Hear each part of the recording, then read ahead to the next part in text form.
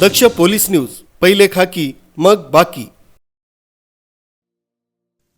जव्हार तालुक्यात परंपरागत शेतीतून बाहेर पडून शाश्वत उपजीविकेकडे वाटचाल करण्यासाठी दीपक फाउंडेशन आणि JM फायनान्शियल फाउंडेशन यांच्या वतीने विशेष शेतकरी अभ्यास सहलीचे आयोजन करण्यात आले होते। या सहलीमध्ये जव्हार तालुक्यातील आमले, सूर्यमाळ, वाशीद, गोमघर आणि सायदे जोगलवाडी येथील 30 शेतकरी आणि 8 स्वयंसहायता समूहातील महिलांनी उत्साहाने सहभाग घेतला। शेतकऱ्यांनी हिरवे, ब्राह्मणगाव, करोळी आणि ओसरविरा येथील प्रगतशील शेतकऱ्यांच्या शेतांना भेट देऊन मोगरा रोपवाटिका विकास, रोप व्यवस्थापन आणि सेंद्रिय शेतीची माहिती घेतली।